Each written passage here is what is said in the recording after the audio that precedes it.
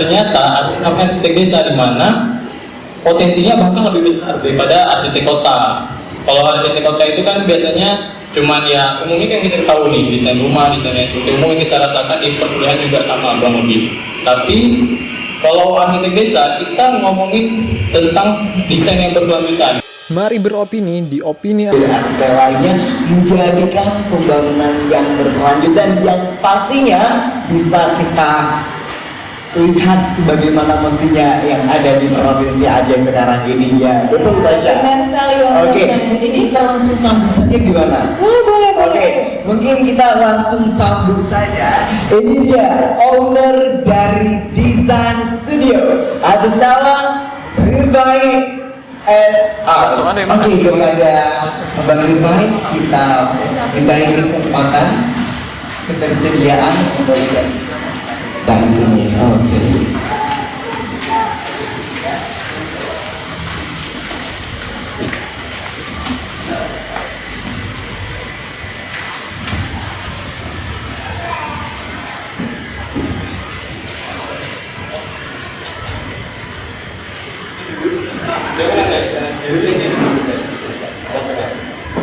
Kita duduk ya teman-teman mahasiswa semua karena sudah ada siap. Oke ya. Oke, mungkin boleh di ya dari Tasya sendiri nih Tasya, karena kan dari anak arsitektur, mungkin apa sih yang pertama sekali yang ditanyakan kepada desain studio ketika mendengar arsitek desa?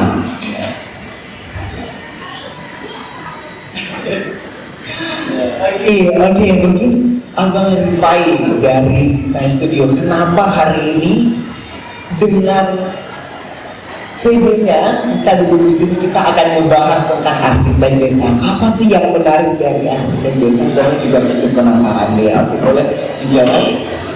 Terima kasih sudah mengundang. Siap. Oke, selamat pagi teman-teman semua yang hadir, mungkin juga Mbak.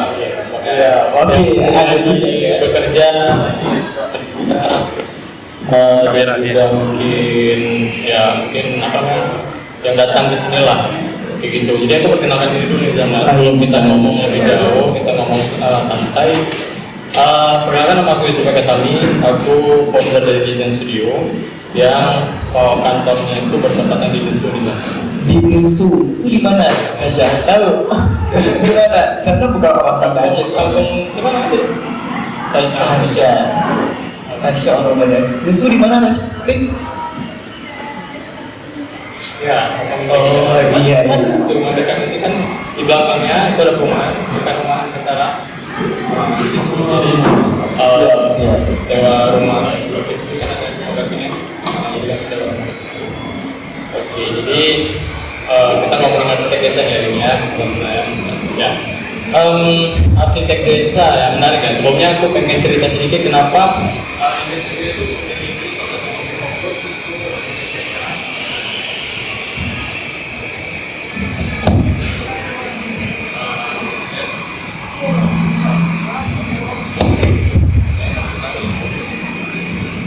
jadi kalau kawan-kawan tahu ya, kalau panitia mungkin ada yang tahu TKIMA? TKIMA.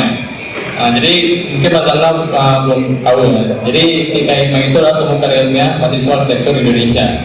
Jadi pada 2019 aku sempat mengikuti salah satu kegiatan di Jogja dan bentuknya itu pengabdian desa. Nah, jadi ada salah satu kurator namanya Mbak Vidya. Beliau juga menceritakan bahwa ada yang namanya term arsitek desa, di mana arsitek itu bukan cuma mendesain kota atau gedung-gedung yang biasanya kita lihat, tapi juga bisa mendesain desa-desa Indonesia. Jadi dari situ penasaran bang kok ya kenapa kan selama ini kita berpikir kalau arsitek itu kan pasti dan di kota kayak gitu nggak pernah turun ke masyarakat. Ternyata ada namanya arsitek desa di mana potensinya bahkan lebih besar daripada arsitek kota. Kalau arsitek kota itu kan biasanya cuman ya umumnya kan kita tahu nih, desain rumah, desain yang seperti umum yang kita rasakan di perkuliahan juga sama Bang Udi. Tapi Kalau arsitek desa kita ngomongin tentang desain yang berkelanjutan, dimana kita tuh butuh menciptakan itu bukan satu bangunan dua bangunan, tapi menciptakan konsep yang masyarakat itu akan bisa hidup di dalamnya gitu. Jadi prosesnya sangat kompleks dibandingkan arsitek biasanya gitu. Nah dari situ aku mulai punya ketertarikan pas aku kuliah, aku bangun bisnis itu semester 6 dan kami mulai mencoba masuk ke ranah itu. Jadi aku kemarin baru beberapa hari yang lalu juga pernah ngelakuin live IG sama Mbak Videonya lagi. Dan ternyata Mbak Videonya juga sangat dukung, dan beliau memang kalau misalnya kita di Aceh mau bantu untuk menggerakkan arsitek desa, beliau bisa bantu gitu. Nah dari situ kami alhamdulillahnya dapat kesempatan nih teman-teman di Lombok Sukon. Jadi di Lombok Sukon kami udah sedikit membantu ya dari segi pariwisatanya. Awalnya kami membuat konsep wisata WW Kampung. Nah jadi bekerja sama Kota Tanyo, kami mencoba mengulik lagi ya potensi dari desa itu. Ternyata luar biasa juga, desanya punya dua tokoh besar. Salah satunya itu Gubernur Aceh. Jadi putra daerahnya itu Gubernur Aceh, siapa ya namanya aku lupa. Jadi salah satu Gubernur Aceh ke antara 2 3 itu namanya aku lupa sih. Ada yang tahu nggak Gubernur putra daerah bos? Bang Iki ingat? Aku lupa. Namanya aku lupa namanya karena soalnya sering ini mirip-mirip mana orang itu lupa. Oke, jadi lupa ya. Dan lupa juga, bukan aku yang lupa. Oke, jadi nggak apa. Jadi satu lagi ada juga orang kayak apa namanya kalau di luar negeri itu kan ada perwakilan dari negara. Apa ya, kalau ada perwakilan di setiap negara, kalau kita ada kerjasama, terus nanti di negara itu ada salah satu perwakilannya. Nah, jadi di situ juga ada. Jadi waktu itu dua tokoh ini udah cukup membantu kayak gitu besarnya Lombok Sukon. Di situ akan dan menunggu yang apa namanya arsitek desanya gitu. Kurang lebih itulah bangunannya. Jadi di situ kami mencoba membuat konten, kami membuat sharing session kayak gitu untuk bisa menginformasikan ke masyarakat bahwa ada yang namanya arsitek desa gitu. Oh bentar, ini Tasya mau nanya nih, kenapa Abang sendiri lebih tertarik dengan arsitek desa daripada arsitek pada umumnya nih? Kayak bangunan-bangunan yang mana gitu kan? Ya mungkin kalau kita tengok lebih kerennya arsitek kota, tapi kalau kita ngomongin lebih berimpact ya, itu kita bisa bilang kalau pribadi lebih prefer arsitek desa. Nah kenapa? Arsitek desa sebenarnya dia bukan cuma C-nya aja, tapi dia kayak mana caranya bisa mengoptimalkan sumber daya alam. Nah, kenapa daya alam? Kalau Bang Zana maka tahu lah, gitu kan. Kira-kira yang nggak dimiliki kota tapi dimiliki desa itu apa? Apa? Nasa ya. Soalnya mungkin ya keaslian kita. Tahu nggak kalau misalnya nasi kita, pangan kita mungkin Pak bisa tajin kan di sini Di desa. di desa. Nah, ketika desa bisa kita optimalkan, maksimalkan dengan ilmu arsitek kayak gitu, itu bakalan punya potensi yang lebih besar dibandingkan kota, karena memang sebenarnya kota itu tempat apa ya, impor gitu. Dia menerima produk-produk dari desa, diolah, jadilah produk-produk yang kita rasakan. Sebenarnya semua produk itu sumber desa. Nah, ketika sebenarnya kok aku baru-baru ini juga sempat ngomong di TikTok ya. Jadi jangan lupa follow TikTokku, Yusuf Pakatami. Ya, jadi aku sempat bilang sebenarnya produk Starbucks itu bisa. Nah, jadi karena apa? Itu datangnya dari kayak tempat-tempat kayak Starbucks kayak gitu, mereka mengolahnya menjadi produk yang lebih bervalue kayak gitu dan dijual di tempat-tempat yang lebih mahal gitu. Nah, jadi kalau masyarakat desa bisa memiliki konsep itu di desa sendiri, dia bisa menciptakan produk yang cukup bervalue kayak gitu yang bisa mereka jual, ya desa juga punya potensi yang sangat besarnya kayak gitu. Nah jadi sebenarnya tinggal bagaimana mengoptimalkan potensi itu, dan juga ada SDA, ada SDM-nya, ada sumber daya manusia yang bisa menginovasikan itu. Gitu. Sekali ya konsep-konsep yang sudah dijabarkan. Tadi Zana sedikit nulis nih terkait dengan konsep masyarakat. Iya, mungkin boleh nggak lebih gimana sih konsep masyarakat yang memang harus ada nih di lingkungan arsitek sekarang ya? Ini konteksnya ke desa tadi kan? Oke, jadi di desa itu kita nggak, kalau kita bilang kita mulai terus di Starbucksnya, mungkin nggak di teman-teman? Kurang ya, karena nggak ada sumber daya manusianya. Nah, itulah tugas arsitek ketika kita bisa masuk ke masyarakat. Jadi aku agak ngomong teknis sedikit dari ilmu yang Mbak Fida jalanin ya, bahwa aku belum terlalu sejauh itu mengerjakannya. Bahkan si arsitek ini butuh mengenal masyarakat, lebih tahu lagi tentang desa itu hampir 1 tahun. Jadi memang kerjaannya itu nggak kayak arsitek yang mungkin pada umumnya mungkin survei itu mungkin 2 bulan sebulan gitu. Tapi kalau arsitek desa itu butuh waktu sampai 1 tahun, karena apa? Dia butuh mengenal potensi dan isu yang ada di dalam itu. Jadi ketika masyarakatnya, dia punya masalah di masyarakat itu, ada isu sosial, ada isu juga rupanya mungkin ada pabrik-pabrik yang merusak tempat mereka gitu-gitu, ada isu budayanya gitu-gitu. Nah, arsitek harus mikirin gimana caranya dia mensinergikan antara potensi sama isu sehingga bisa menciptakan sinergisitas. Nah, salah satu contohnya kita bisa nengok ya, kalau kemarin itu kami di Jogja itu ada salak gitu. Tapi ini masih dalam bentuk ide, belum dijalankan. Jadi kami salak itu terbuang-buang. Jadi kalau kalian pernah ke Sabang ada salak pondok namanya, salak pondok. Jadi emang bibitnya itu datang dari sana, dari Gampong Bandaran. Kalau di sana namanya dusun. Jadi dusun itu sudah memiliki overproduksi dari salak-salaknya, dan produknya itu nggak dikelola dengan baik. Jadi nggak cuma sebatas salak gitu. Jadi harganya tuh deflasi, jadi harganya nggak terlalu mahal lagi.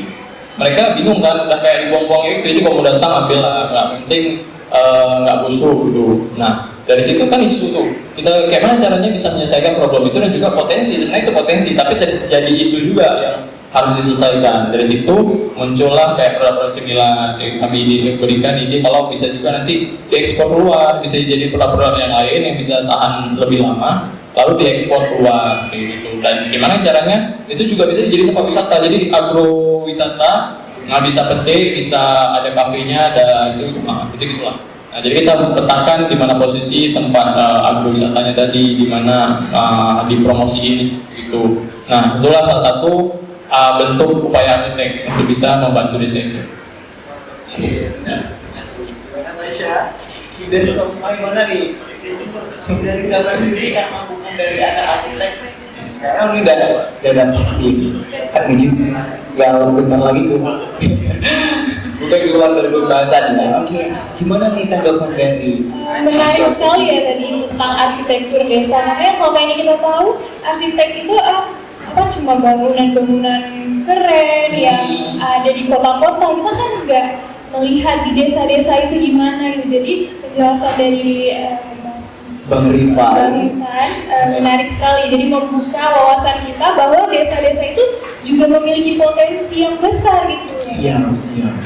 Oh iya, Bang Rifan nih, dari pengamatan observasi dari Bang Rifan sendiri, ada nggak sih potensi anak desa untuk menjadi seorang arsitek dunia? Oke, kalau boleh di Oke, aku mengambil sedikit cerita lagi ya. Aku bercerita sedikit tentang, karena tadi Zamna dunia.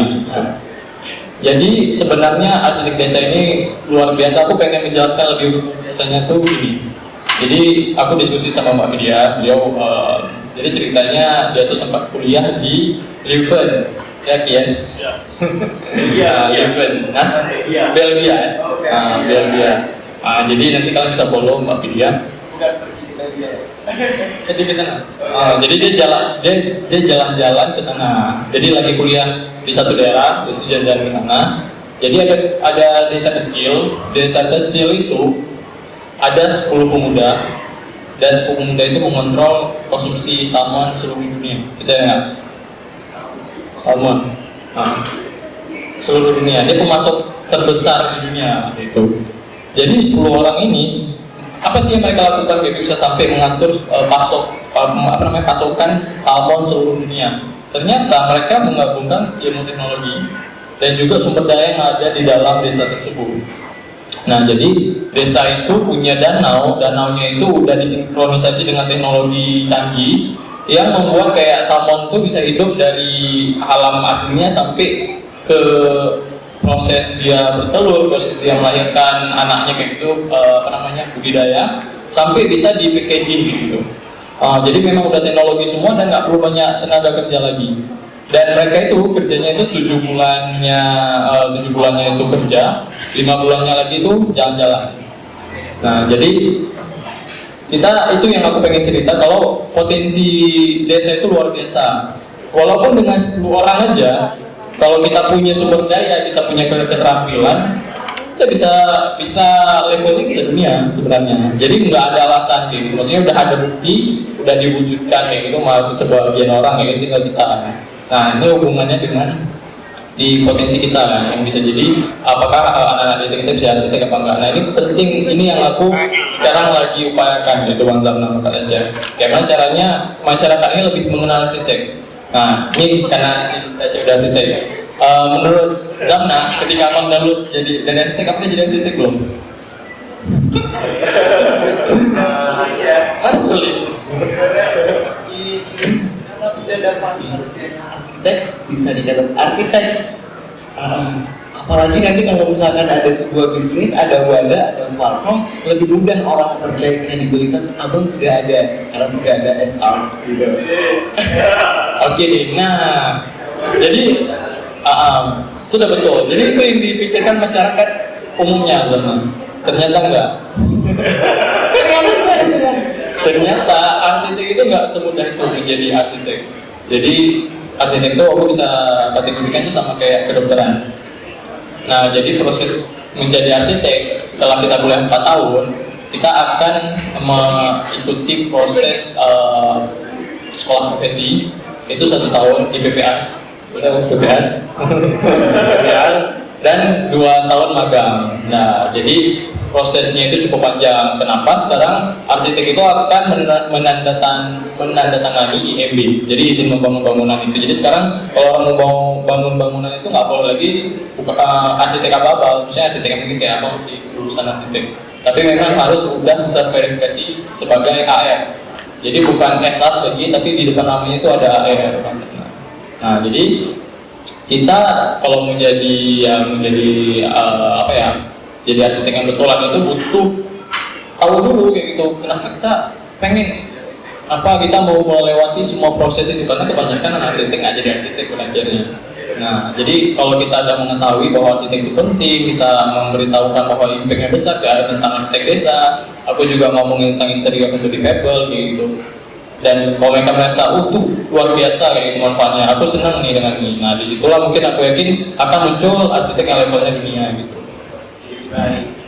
Ini kepada Mbak Rifana, Tasya, kebetulan kita memiliki ada tamu dari anak-anak sekolah. Nah, boleh nggak sih Bang Rifai kasih nih kesempatan untuk mereka berpikir agar bisa masuk arsitek?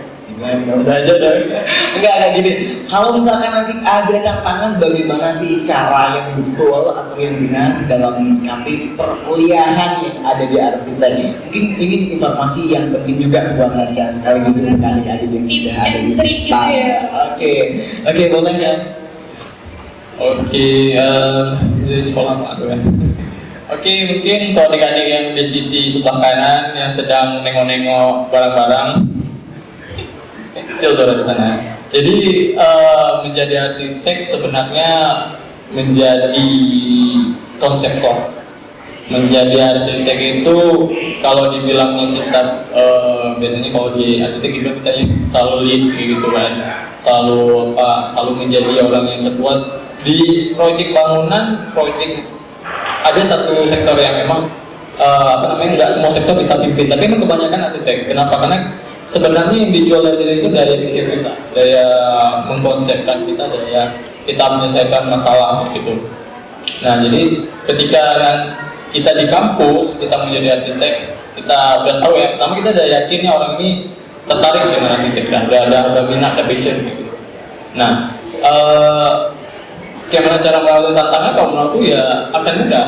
Jadi ketika kita udah tahu manfaatnya arsitek, kita udah tujuannya arsitek, kita udah nengok kayak mana arsitek itu bekerja kayak gitu di dunia nyata, dia akan merasa akan lebih mudah menerima konsekuensi yang akan dilakukan. Karena sebenarnya yang aku tuh masalahnya masih sebenarnya karena dia nggak tahu arsitek, karena dia belum mengetahui rupanya di dunia kerja tuh gini loh, kalau tantangannya gini loh, apa yang aku akan dapatkan gini gitu ya. Karena aku juga jujur pas mau masuk arsitek, aku merasa arsitek itu cuma gambar, jadi nggak ada bedanya sama seniman ya. Bedanya mungkin gambarnya agak lebih ke arah bangunan, tapi ternyata nggak gitu, rupanya ada yang lebih dalam. Jadi ketika dari awal mereka udah masuk, udah yakin, itu akan lebih mudah. Tapi permasalahannya nih, ada orang-orang yang belum yakin misalnya.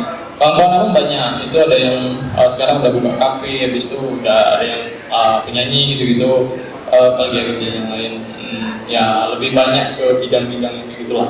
Tapi ya itu pilihan dia. Maksud aku, walaupun itu tantangan, kita nggak bisa bilang, kamu udah masuk arsitek nih, kamu harus jadi ini, enggak. Tapi gimana caranya ilmu kita itu bisa kita gunakan gitu. Walaupun mungkin kita nggak ngambil sebagai arsitek, tapi ngambil sebagai penyanyi misalnya. Dan sebenarnya kan kalau kita lihat, sebenarnya ilmu arsitek ini bisa diaplikasikan kayak gitu, bisa di mana-mana gitu. Ketika kita nanti misalnya menjadi penyanyi, kita waktu manggung kita bisa set style panggungnya. Harus begini biar orangnya sirkulasinya mudah misalnya. Atau kayak mana kalau kita konsepkan ada seninya yang kayak mana orang tuh eye-catching nih, pas orang lewat langsung perhatiin kita gitu-gitu. Nah itu hal-hal kayak gitu sebenarnya tinggal kita convert ke apa yang kita butuhin. Jadi ilmunya tuh sebenarnya kalau aku bilang kuliah tuh abstrak. Pas kita bekerja ataupun kita ngakuin sesuatu, di situ ilmu kita akan berfungsi. Nah, jadi umum. Kuliah itu abstrak ya teman-teman Plaza. Tapi nggak apa-apa, kita selamat dan semangat dalam menempuh pendidikan. Karena kenapa? Ada cita-cita ya, ada cita-cita yang kita wujudkan nantinya. Bang Rifai tahu nggak sih? Tahu nggak? Pas waktu Bang Rifai bilang tadi arsitek itu mudah, Tasya langsung senyumnya beda. Kelihatan kali ya Bang. Kelihatan kan, boleh nih sekarang Tasya nih. Iya, gimana sekarang dari pertama masuk? Sekarang semester berapa Tasya? Semester 5. Oke, boleh dong. Gimana kesan? Dari pesan selama di arsitek mau dari besar? Gimana? Jadi awalnya masuk arsitek juga abstrak gitu loh.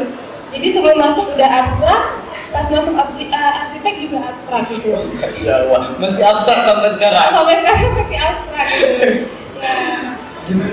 Sulit nggak? Susah nggak selama di arsitek ini?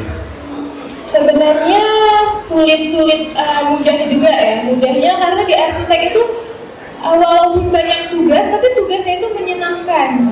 Tugas arsitek menyenangkan ya. Tapi sebenarnya kenapa beda ya? Karena ini menyenangkan karena mungkin kalau orang yang suka seni ya, menyenangkan karena estetikanya banyak. Betul sekali, benar sekali ya. Oh ya, mungkin dari Tasya nih, kalau disuruh rate 1 sampai 10 berapa? 10 dong ya? 10 dong ya? Oke, gak apa-apa. Nah, Tasya sendiri kalau misalkan stress out nih atau burn out, kemana aja nih healingnya anak arsitek? Oleh? Nah, healingnya apa ya? Karena saking banyak tugas kayaknya nggak sempat healing kok. Gitu ya? Healingnya ke museum aja nggak sih? Oke, tugas bisa juga healing ya. Oke, bagi teman-teman Plaza semuanya yang sudah ada di stand, silakan boleh foto-foto, boleh melihat-lihat dan juga Boleh konsultasi secara gratis ya. Kalau misalkan ada penjaga standnya tentunya pasti ada. Nah, kembali lagi nih ke Bang Irfan terkait dengan arsitek desa. Kemarin Zamna sendiri ngeliat video dari Bang Irfan pas waktu ke Lubuk Suton. Nah, di sana ada rumah Aceh ya kalau nggak salah.